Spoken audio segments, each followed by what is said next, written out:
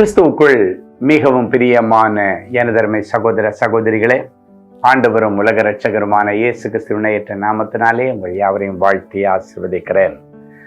இந்த பிப்ரவரி மாதம் 1ஆம் தேதி மங்கள வார்த்தை நிகழ்ச்சி மூலமாக உங்கள் ஒவ்வொருவரையும் நேரடியாக சந்திப்பதிலே அடிமை மிகவும் மகிழ்ச்சி அடைகிறேன். இப்பதான் வருஷம் தொடங்குற மாதிரி இருந்துச்சு. அதுக்குள்ளால ஒரு மாதம் முடிஞ்சிருச்சு. இந்த 2வது மாதம் 1ஆம் தேதி எனக்கு ஆண்டவர் என்ன மங்கள வார்த்தை வச்சிருக்கிறாரோன்னு காலையிலே ஆசையோடு எதிர்பார்த்து கொண்டிருக்கிற தேவனுடைய பிள்ளைகளே, இதோ இந்த நாள் மங்கள வார்த்தை. ஏசாயா 58:11.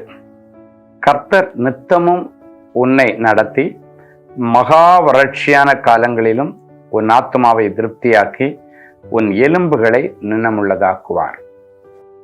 கர்த்தர் நித்தமும் உன்னை நடத்துவார், ஆச்சரியமாய் நடத்துவார்.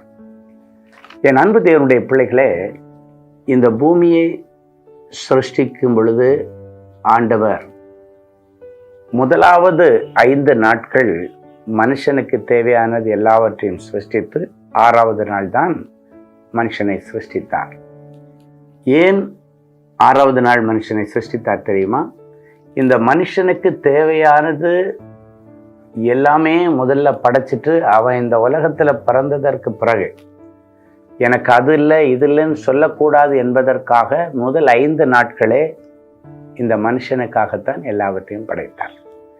5 நாள் படைச்ச எல்லாத்தையும் 6வது நாள் மனிதனை படைத்து அவன் கையில ஒப்படைக்கிறார். எல்லாத்துக்கும் நீ தான் பேர் போடணும்னு சொல்றார். மிருக ஜீவன்களா இருந்தாலும் சரி, புல் பூண்டுகளா இருந்தாலும் சரி, எல்லாவற்றுக்கும் நீ தான் பேர் வைக்கணும்ப்பான்னு சொல்லிட்டு சகலத்தை மகாளுகை செய்கிற அதிகாரத்தை அவன் கையிலே கொடுத்தார். 7வது நாள் ஓய்ந்திருந்தார். இதுதான் ஆதி படைப்பு. இந்த 1ஆம் தேதியிலே ஆண்டவர் உங்களோடு கூட பேசுகிறார். படைப்பிலேயே மனுஷனுக்கு தேவையானது எல்லாவற்றையும் படைத்துவிட்டு மனுஷனை படைத்த என் ஆண்டவர் ஒவ்வொரு நாளும் உனக்கு தேவையானதை ஆயத்தப்படுத்தாமல் உனக்கு அடுத்த நாளை நியமிப்பாரோ? இன்னைக்கு பிப்ரவரி 1ஆம் தேதி நீங்க கண் விழிச்சிருக்கீங்கன்னா, இன்னைக்கு உங்களுக்கு தேவையானது எல்லாத்தையும் ஆண்டவர் ப்ரிப்பேர் பண்ணி வச்சுட்டு தான் உன்னை எழுந்திருக்க பண்ணுவார். இன்னைக்கு நீங்க எங்கெல்லாம் போவீங்க, என்ன வேலைக்கு போறீங்க, எல்லாம் பிளான் பண்ணி வச்சிருக்கிறீங்க. எல்லாம் ஆண்டவருக்கு தெரியும். நீங்க போறதுக்கு முன்னாலே சில இடத்துல எல்லாம் ஆன்சர் அங்க ரெடியா இருக்கும். ஏன்னா உனக்கு இன்னைக்கு அது தேவை அப்படின்றது ஆண்டவருக்கு தெரியும். அதுதான் கர்த்தர் நித்தமும் உன்னை நடத்தி. நீ காலையில எழும்புக்கு முன்னாலேயே உனக்கு தேவையானது எல்லாத்தையும் ஆண்டவர் அன்னைக்குள்ளதை ரெடி பண்ணி வச்சுட்டு நேராக வந்து டைனிங் டேபிளில் உட்கார்ந்து சாப்பிட்ற மாதிரி அழகாக நீங்கள் போகிற இடத்துல எல்லாத்தையும் ரிசீவ் பண்ண. இதுதான் நம்முடைய நம்பிக்கை. போகும்போது எங்கே போகிறேன்னு தெரியாமல் கூட போவோம்.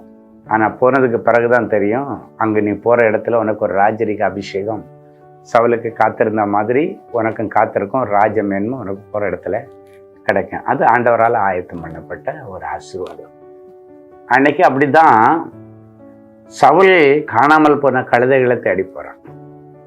ஆனா அன்னைக்கு அவனுக்கு என்னெல்லாம் ஆண்டவர் ஆயத்தம் பண்ணி வச்சிருந்தார் தெரியுமா? காணாமல் போன கழுதையை கண்டுபிடிச்சிட்டு வர்றது மட்டும் இல்லை, அன்னைக்குன்னு ஆண்டவர் ஏற்கனவே அவன் ஒரு ராஜரீக அபிஷேகத்தை கொடுத்து அவனை ராஜாவாக அபிஷேகம் பண்ணணுன்னு ஏற்கனவே சாமுவேல் தீர்க்கதரிசிகிட்ட சொல்லி வச்சிருக்காரு.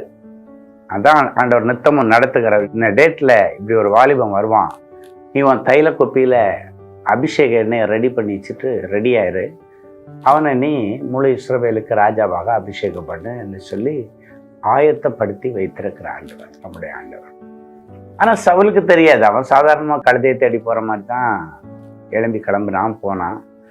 ரிட்டன் வரும்போது அவனுக்காக அவனை நடத்துகிற நித்தமும் நடத்துகிற ஆண்டவர் அன்னைக்குன்னு அவனுக்கு வைத்திருக்கிற ராஜரீக மேன்மையை அவனுக்கு கொடுத்து ரிட்டன் வரும்போது சந்தோஷமா வந்தான். அதான் சொன்னேன், உங்களுக்கு தெரிஞ்சு உங்க தேவைகளும் ஆண்டவருக்கு தெரியும். உங்களுக்கு தெரியாத உங்களுக்கு கொடுக்கப்பட வேண்டிய ஆசீர்வாதங்களும் ஆண்டவருக்கு தெரியும். அவற்றை கொண்டு அவற்றை வைத்து ஆண்டவர் நித்தம் உங்களை நடத்துவார். ஒவ்வொரு நாளும் நீ எதிர்பார்த்ததும் உனக்கு கிடைக்கும். அன்னைக்கு சவுலுக்கு அதான், அவன் எதிர்பார்த்து போன கழுதைகளும் கண்டுபிடிக்கும்படிக்கு ஆண்டவர் வெளிப்பாடு கொடுத்தார் தீர்க்கதரிசி மூலமாக. அவன் எதிர்பார்க்கவே பார்க்காத ஒரு ராஜரீக மேன்மையும் கொடுத்தார். இன்றைக்கு 1ஆம் தேதி நீ எதிர்பார்த்தது மட்டுமல்ல, எதிர்பார்க்காத ராஜரீக அபிஷேகத்தையும் இந்த தெய்வ மனுஷன் மூலமாக ஆண்டவர் உங்கள் சிரசில் வச்சு உங்களை ஆசீர்வதிக்கிறாரு.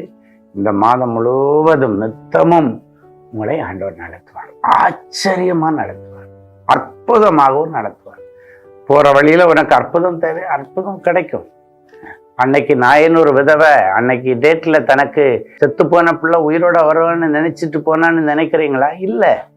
ஆனா ஆண்டவர் அவளை திக்கற்றவளா விட்டுறக்கூடாதுன்னு அவ தன்னுடைய பிள்ளையை அடக்கம் பண்ண போற வழியில பிள்ளையை உயிரோட மீட்டு கொடுத்தாரு. எவ்வளவு பெரிய ஆச்சரியம்! அதான் அற்புதமாகவும் நடத்துவார், ஆச்சரியமாகவும் நடத்துவார், அற்புதமாகவும் நடத்துவார், அதிசயமாகவும் நடத்துவார், ஆசீர்வாதமாகவும் ஆண்டவர் நடத்துவார். அந்த நம்பிக்கை உங்களுக்கு இருக்கணும். அது மட்டும் இல்லை, ஊரெல்லாம் பஞ்சம் வந்தாலும் இனி உங்களுக்கு பஞ்சம் வராததான். மகா வறட்சியான காலங்களிலும் உன் ஆத்துமாவை திருப்தியாக்கி நீ சொல்ல, என் ஆத்துமாவே கர்த்தரை ஸ்தோத்திரி, என் முழு உள்ளமே அவருடைய பரிசுத்த நாமத்தை ஸ்தோத்திரி, என் ஆத்துமாவே கர்த்தரை ஸ்தோத்திரி, நீ கர்த்தர் செய்த சகல உபகாரங்களை ஒரு நாளும் மறவாதே என்று சொல்லக்கூடிய அளவில் இந்த மாதம் முழுவதும் உங்களுக்கு ஆத்துமா திருப்தியாக இருக்கும், ஆத்துமா ஆசீர்வாதமாக இருக்கும், உங்களுடைய உலக காரியங்கள் ஆசீர்வாதமாக இருக்கும். இந்த மாத கடைசியில் நீங்கள் இந்த வார்த்தையை சொல்லுவீங்க, ஆத்துமாவே கர்த்தரை ஸ்தோத்திரி, அவர் செய்த உபகாரங்களை மறவாதேன்னு சொல்லத்தக்கதாக நிறைய உபகாரங்கள் இந்த மாதம் முழுவதும் உங்கள் கூட ட்ராவல் பண்ண போகுது, உங்களுக்கு கிடைக்க போகுது. நடக்காத நல்ல காரியங்கள் நிறைய நடக்க போகுது. காணாமல் போனவைகள் நிறைய இந்த மாதம் உங்களுக்கு கிடைக்க போகுது. திருட்டு போனவைகள் உங்கள் கையில் வரப்போகுது. ஏன்னா ஆச்சரியமாக அதிசயமாய் ஆண்டவர் நடத்தி கொண்டு வருகிறவர் அல்லவா. நீ எதிர்பார்த்து கொண்டிருக்கிற நல்ல செய்திகள் உங்களுக்கு வரப்போகிற இந்த புதிய மாதத்திலே சுவாசத்தோடு காத்திருங்க. இந்த 1ஆம் தேதி ஆண்டவர்கிட்ட உங்களை பரிசுத்தம் பண்ணு. ஆண்டவரே, இந்த 1ஆம் தேதி அதிகாலையிலே நான் எழுந்து என்னை நான் பரிசுத்தம் பண்ணிக்கொள்ளும்படிக்கு ஒப்பு கொடுக்கிறேன், என்னை நீ பரிசுத்தம் பண்ணுன்னு சொல்லுங்க. இந்த மாதம் முழுவதும் ஆண்டவர் உங்களுக்கு அற்புதங்களை செய்வார். உங்கள் எலும்புகளை நினமுள்ளதாய் ஆரோக்கியமாய் ஆசீர்வாதமாய் வைப்பார். ஜெபிக்கலாமா? அன்பான ஆண்டவரே, உமக்கு நன்றி. இந்த பிப்ரவரி மாதம் 1ஆம் தேதி என் பிள்ளைகளோடு நீர் முகமுகமாய் பேசின இந்த மங்கள வார்த்தைக்காய் நன்றி. ஆச்சரியமாகவும் அற்புதமாகவும் அதிசயமாகவும் என் பிள்ளைகளை நடத்தும். இந்த மாதம் முழுவதும் இவர்களுக்கு வேண்டியது எல்லாம் அவர்கள் காலையில் எழும்பி வெளியே வர்றதுக்கு உள்ளாலேயே நீர் ஆயத்தம் பண்ணி வைக்கிறதற்காக உமக்கு நன்றி. இந்த மாதம் முழுவதும் அவர்களை ஆச்சரியமாகவும் அற்புதமாகவும் அதிசயமாகவும் ஆசீர்வாதமாகவும் நீர் நடத்துகிற கிருபைக்காக உமக்கு நன்றி. தடைப்பட்டிருக்கிற எல்லா நல்ல காரியங்கள் புதிய வருஷத்தில் என் பிள்ளைகளுக்கு நடக்கட்டும். நோய் நொடி இல்லாத ஒரு வாழ்க்கை இந்த மாதத்தில் என் பிள்ளைகளுக்கு இருக்கட்டும். இந்த மாதம் ஏசப்பாவுடைய விசேஷத்தை நடத்துதல், ஆவிக்குரிய நடத்துதலை என் பிள்ளைகள் ரிசீவ் பண்ணட்டும். நல்ல ஜபாவியினால நிரப்பும். இன்றைக்கு இந்த நிமிஷத்துல என் பிள்ளைகளை பரிசுத்தம் பண்ணி இந்த நிமிஷத்திலிருந்து அடுக்கடுக்கான அற்புதங்கள் என் பிள்ளைகளுக்கு நிறைவேறட்டும். என்னுடைய எலும்புகளில் இருக்கிற எல்லா விதமான வியாதிகள் மாறி தெய்வீக சுகமும் ஆரோக்கியமும் கிடைக்கட்டும். இயேசுவின் மூலம் பிதாவே, ஆமென்.